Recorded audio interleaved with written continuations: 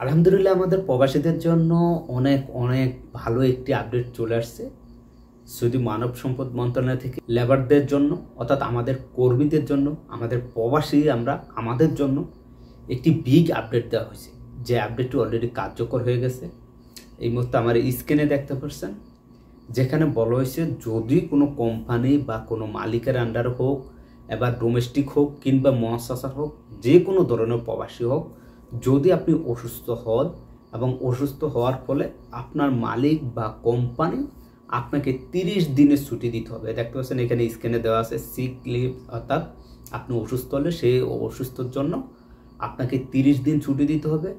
এবং কি এই যে 30 দিন আপনি ছুটিতে থাকবেন, এই 30 দিনের বেতন আপনাকে দিতে হবে বাধ্যতামূলক।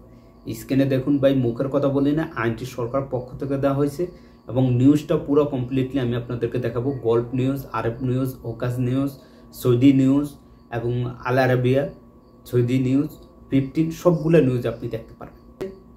এখানে বলা হয়েছে যদি কোনো কোম্পানির আন্ডারে বা কোনো মালিকের আন্ডারে যে সমস্ত প্রবাসীরা কাজ করেন, তার ইচ্ছে হয়েছে সে হজ করবে, তাকে হজ করার জন্য 10 থেকে 15 দিনের ছুটি দিতে হবে।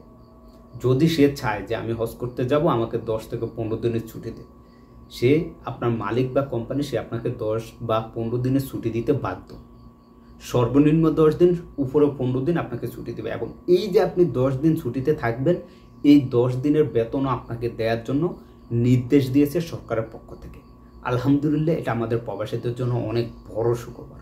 এছাড়াও আরেকটি আপডেট যেটা এই মুহূর্তে দেখতে পাচ্ছেন একই নিউজে, এখানে উল্লেখ করা হয়েছে যদি কোনো প্রবাসী ভাই বা প্রবাসী যারাই আছেন, প্রত্যেকের জন্যই আপনার দেশে আপনার মা, বাবা, ভাই, বোন বা দাদা, দাদি, নানা, নানি বা আপনার ওয়াইফ বা আপনার সন্তান, এরকম আত্মীয় স্বজনের মধ্যে যদি কেউ মারা যায়, সেক্ষেত্রে আপনি আপনার কোম্পানিকে জানাবেন বা আপনার মালিককে জানাবেন।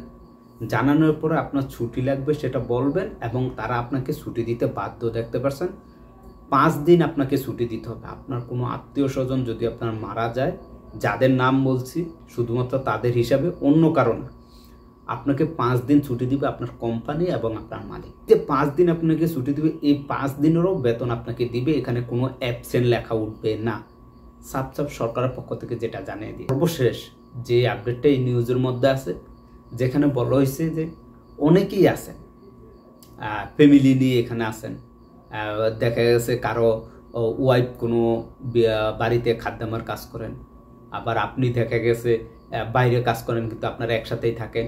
দেখা গেছে আপনার ওয়াইফ প্রেগনেন্ট হয়ে গেছে, অর্থাৎ গৃহকর্মী যিনি ছিলেন তিনি প্রেগনেন্ট হয়ে গেছে আপনার ওয়াইফ, বা আপনার আত্মীয় স্বজন কেউ ফ্যামিলি নিয়ে থাকে, দুজন দুই জায়গায় কাজ করে কিন্তু দুজন একসাথেই থাকে। তো এরকম যদি কোনো ব্যক্তি ওয়াইফ বা কেউ যদি প্রেগনেন্ট হয়ে থাকে, তাদেরকে তাদের মালিককে নির্দেশ দেওয়া হয়েছে বা তাদের কোম্পানিকে নির্দেশ দেওয়া হয়েছে। দেখতে পাচ্ছেন স্ক্রিনে, যেটা আমার মুখের কথা না, বারবার বলতেছি। এখানে বলা হয়েছে ওই প্রেগনেন্ট নারীকে 10 থেকে 12 সপ্তাহ, একদিন আর 2 দিন না, 10 থেকে 12 সপ্তাহ পর্যন্ত ওই গৃহকর্মীকে ছুটি দেওয়ার জন্য নির্দেশ দেওয়া হয়েছে। প্রবাসীদের জন্য আলহামদুলিল্লাহ অনেক ভালো, কেননা অনেক প্রবাসী আছেন যাদের মা বাবা মারা যায় কিন্তু কোম্পানি থেকে ছুটি দেয় না, মালিকের পক্ষ থেকে ছুটি দেয় না। সেখানে আপনারা ছুটি পাবেন প্লাস বেতনও পাবেন। এছাড়াও দেখা গেছে অনেক বাইরে আছেন, হজ করতে যাবেন, কিন্তু আপনার মালিক আপনাকে ছুটি দিচ্ছে না, বা অনেক মালিক দেখা গেছে কয়ে তুই যাবি আমরা 2 থেকে 3 দিনের মধ্যে যাবি আবি হয়ে যাবে। তো সেটার দিক তো আপনারা একটু উপকার পাবেন আলহামদুলিল্লাহ। এরপর হচ্ছে যদি আপনি অসুস্থ হন, অসুস্থতার জন্য আপনাকে বেতন দিতে হবে প্লাস আপনাকে ছুটিও পাবেন। আলহামদুলিল্লাহ, এটা আমাদের প্রবাসীদের জন্য অনেক বড় একটি আশা। সৌদি সরকারকে অনেক অনেক ধন্যবাদ জানাই আমাদের প্রবাসীদের জন্য এরকম একটি সুখবর দেওয়ার জন্য।